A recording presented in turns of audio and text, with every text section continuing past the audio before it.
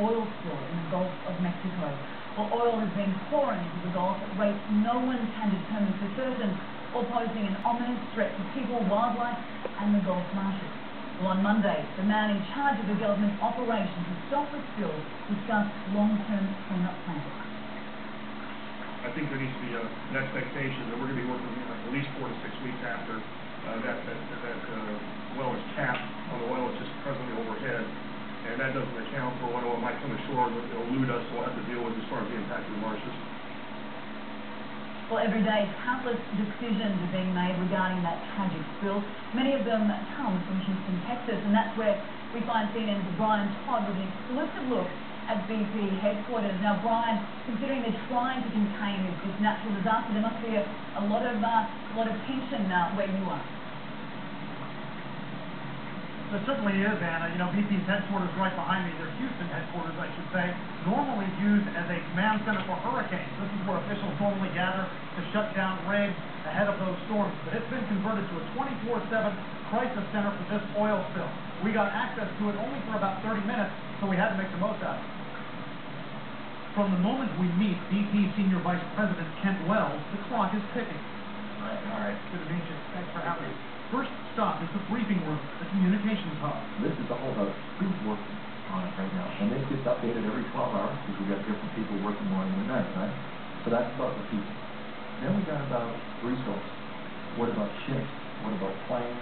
Do we have everything we need to make it happen? Then there's the situation. So here, and this kind of shows where's the oil offshore. Here's the well we're talking about. How recent is this map? Updated every day. This morning, always under. Technical and environmental specialists each wear different color vests. I get a quick question to Jeff Foley. You're the incident commander right now. What's your biggest crisis at this very moment? Well, this whole response in totality is a crisis management. Today, some of the big priorities are actually to pull back. You'll see some information about that on the enterprise, making sure we're kind of integrating that activity. This may be the most critical room of all, the ROV Operations Center. Kent Wells tells us that everything that is planned in these other rooms is executed by the ROVs in here. Very sensitive. We can't talk too much. We can't interfere too much. So we're going to head in. It actually weighs about 10,000 pounds, about 10 feet long, 7 feet high, 6 feet wide, and it's got manipulated on it. We've actually got 16 out there. I think you heard Neil say most we sort of had down there is 10, 12 at any one time. 2 engineers in the front row are talking to ROV pilots on surface vessels. We put out very specific procedures that are all clear through the MMS, all the different agencies, and then it comes in here for execution. It would be step by step, tell the lead tell the pilot, and then the pilot executes. We will have a pilot that where it flies, and then the next one off the where it's going to go. When we're inside this room, they're working on lowering a basket with an electronic arm. We're injecting this person, we disperse it immediately. It's far more effective. We disperse it when we get it impact. We use a lot less dispersant and get better impact, but that way we get that billow.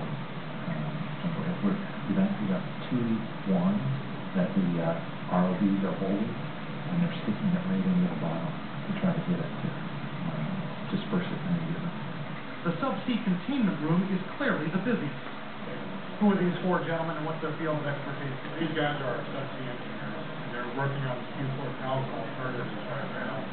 This is all about getting the layout made and the connections going, so we actually use this Q4000 vessel. This is like, ultimately rolling burn and cruise gas coming off. So the Q4000 is used for the surface burning. The successes of these operations, like the insertion tool and the biggest failures, all planned in this room.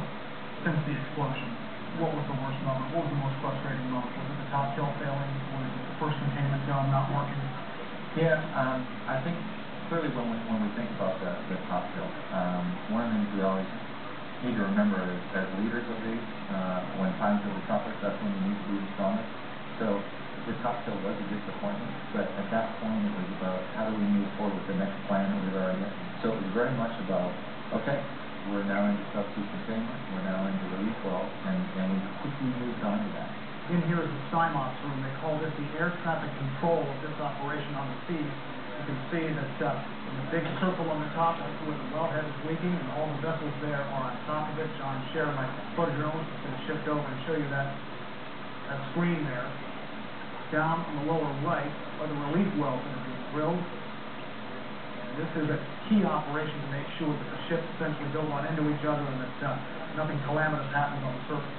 I asked the coordinator of this operation, Neil Crammon, how dangerous this is. I think I'd use the term dangerous. I think it's again taking a lot of careful planning and a lot of careful coordination.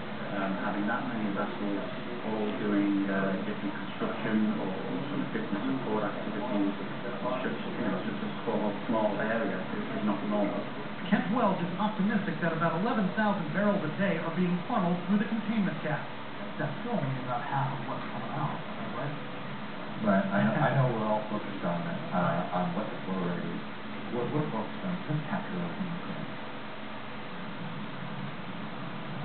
Now, when I asked how much of this he thinks they can capture, Wells wouldn't project. Another BP official says he thinks they might be able to capture as much as 90% of the oil and funnel it into those containment caps up the ship to the surface. But it's going to all depend on how well those containment caps work. Kent Wells told me right now they're designing their 10th LMRP containment cap.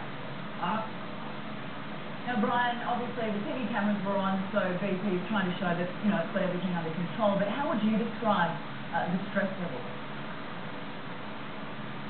The stress levels are pretty high. I mean, they wanted us to kind of go through these rooms quickly and not talk too much to the people inside because they just didn't want them to lose focus. You get the impression that they just, everything that they have, every piece of energy that they have has to be focused on the task at hand, especially in that ROV room where these two engineers are commanding pilots on the surface on what to do with those remotely operated vehicles that are so crucial to the operation. Those are the things that are putting the caps in place, trying to, they're the ones that started the top kill. So those are the guys that really have to focus. They're like air traffic controllers as well. You get the impression that they're not only tense and very, just kind of focused on the job, but they're very proud of what they're doing. But they certainly didn't want to be distracted by our presence, so we had to be very quick and very discreet. For sure. No, we appreciate the report. Brian Todd, it's BP headquarters in Houston, Texas. Thank you for that.